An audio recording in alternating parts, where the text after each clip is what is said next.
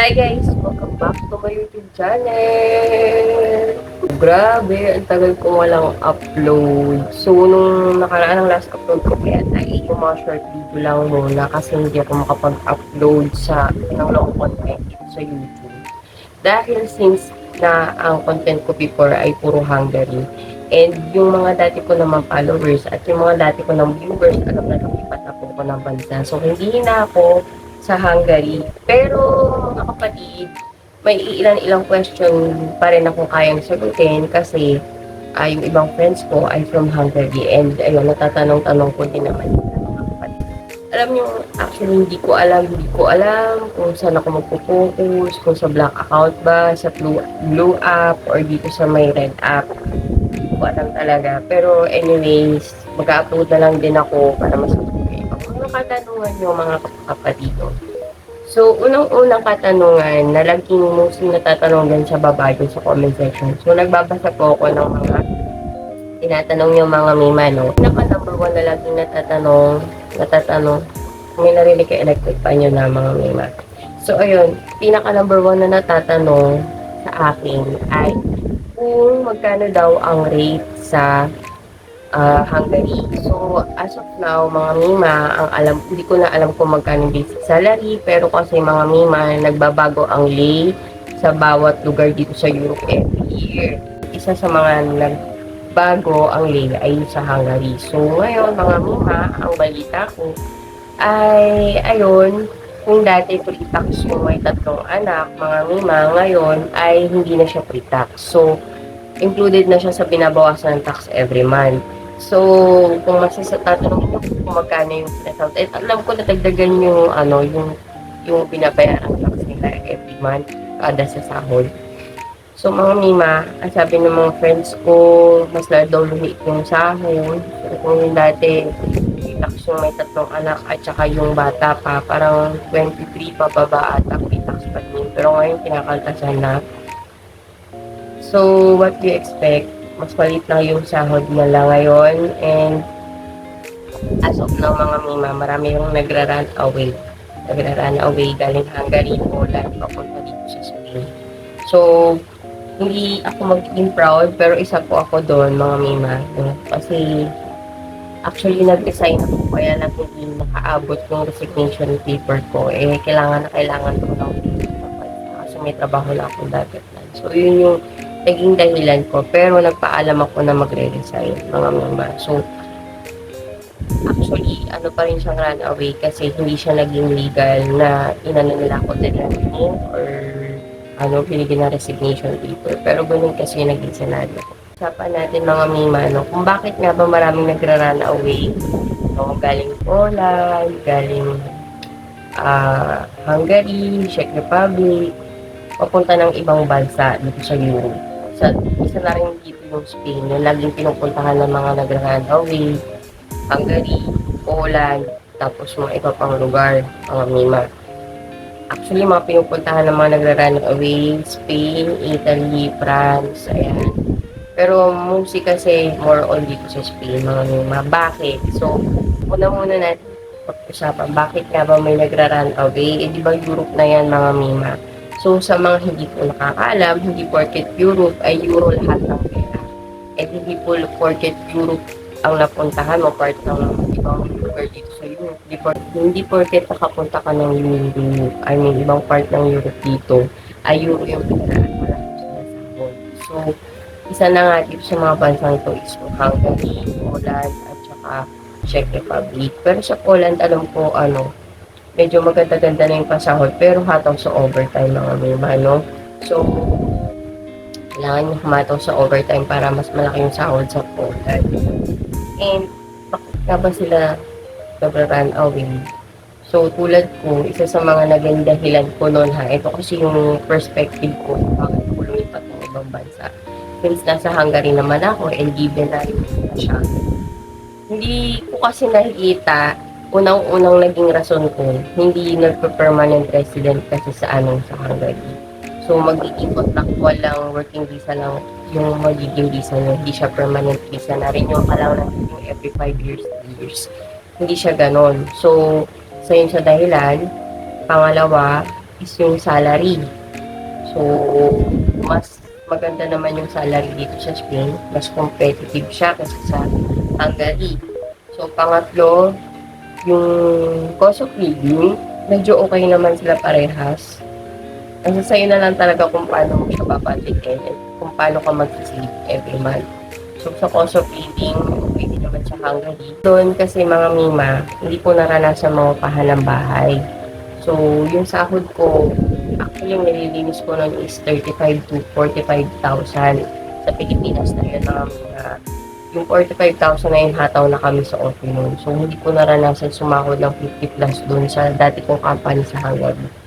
Pero malinis na yun, since naman na wala akong inuupahan na bahay, unlike dito sa Spain, mga mima, depende sa sipag mo, kung gaano ka kasipag dito, kung gaano ka kalakas umakit mag-part-time, ganun kalaki kitain mo.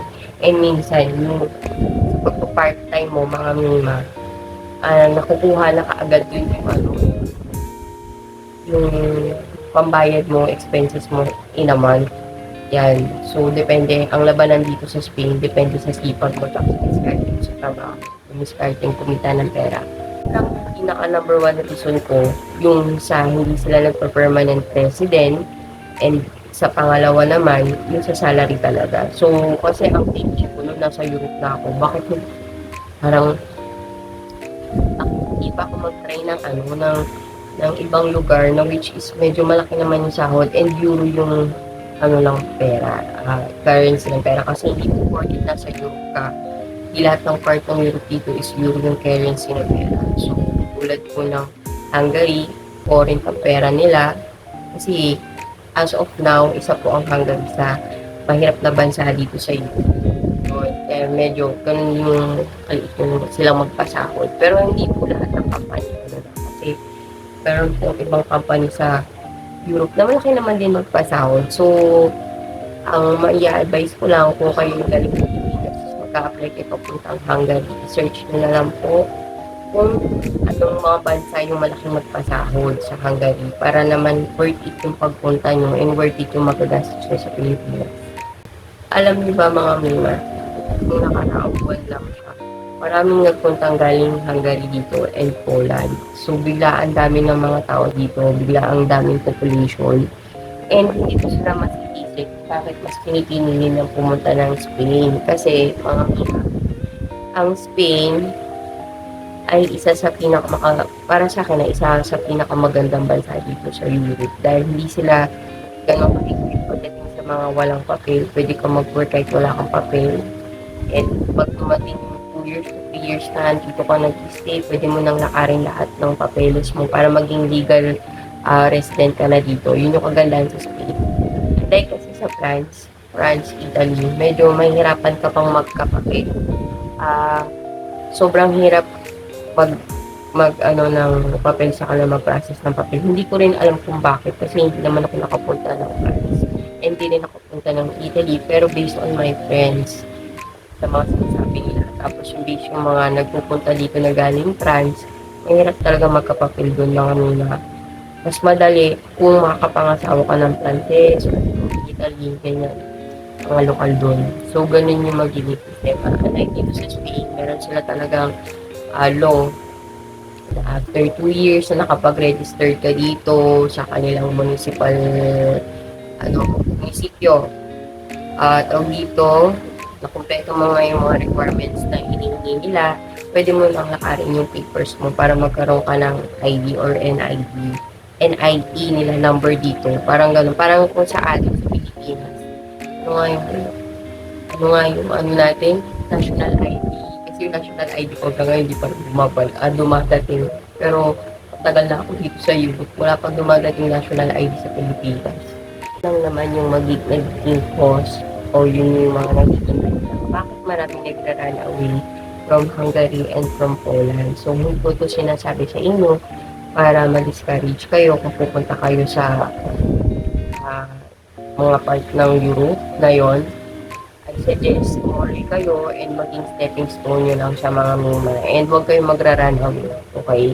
Hanggat may mga legal ways na pwede kayong pumunta sa bansang sa iba't ibang bansa na ayaw nyo na dun sa bansang yun, lilipat kayo. Mas mas maganda mag-resign kayo. Yan, kumuha kayo ng mga resignation papers para malinis yung record nyo mga mima, okay? Sinasabi ko lang to kasi hindi naman para mag-brag or ano. Ito, binibigyan ko lang kayo ng idea and para ma-open-minded kayo. Kasi yung iba nagtataka, bakit ang daming nasa Hungary na, nagpupunta pa rin ng ibang bansa, nagra-run away. Kasi yung iba nagtataka, nasisira daw yung record ng Pilipino. So yun nga yung sinasabi ko mga mima. Hindi ko sila suggest na mag-run kayo. Mag-resign kayo hanggat maaari para malinis yung record. Kasi actually, kapag halimbawa kasalanan ng isang Pilipino, damay-damay ng buong Pilipinas. So, yun yung pinaka-pinupunto ko. So, yun akong gagayahin na nauna akong maghanap kasi ng trabaho eh. Pinukahan ko ng trabaho, tsaka pala ako magre-resign. And yung resignation ko, it takes 2 weeks to 1 month bago nila pirmahan. Eh, hindi na nga ako pwedeng makapag-antay. So, yun yung dahilan ko kung bakit nagmadali akong umalis sa bansang Hungary at lumipat ako sa Croatia. So, nagpunta muna ako ng Croatia mga mima. Nagtrabaho ako sa restaurant doon. And then, after noon, 9 months ako nag-work, lumipat na ako sa school. Wala lang, namiss ko lang talaga mag-vlog and baka back to vlogging na ako. So, mga mima, follow nyo naman ako sa blue app ko. Apo Laurencio din yun. Apo Laurencio Vlogs. And sa black app ko, sipak mo ba na ko eh, sa black app ko, Ponyang Inyong. Pero babagoy ko rin siya, Apo Laurencio Vlogs na rin yun. So, yun lang mga mima for today. Sana may natutunan kayo. And, ano naman, pa-comment naman din kung gusto nyo mag-daily vlog ako dito sa YouTube para makita nyo yung buhay dito sa Spain. Ayan, mga mima. So, willing to share naman ako sa inyo. Hindi ako magdadamot, no? So, yun lang mga mima. Mag-back on vlogging na tayo, mga mima. Kasi na-miss ko sumako dito sa YouTube. Natetenga yung sahod ko dahil hindi ako nag-a-upload. So, yun lang for today's video, mima. Kung may mga katanungan kayo and mga gusto pang malaman about dito sa lugar na to and kung paano ko dito and kung ano pa man, ayun, mag-leave lang kayo ng comment dyan, mga mima. And please, palagay naman, pa-include naman kung sa lugar kayo para nalalaman ko kung hanggang saan umaabot yung video na po. And please, share this video, mga mima, para naman tawag ko makaabot din sa ibang kababayan natin, no? Lalo na yun sa mga papalis papuntang dito sa YouTube.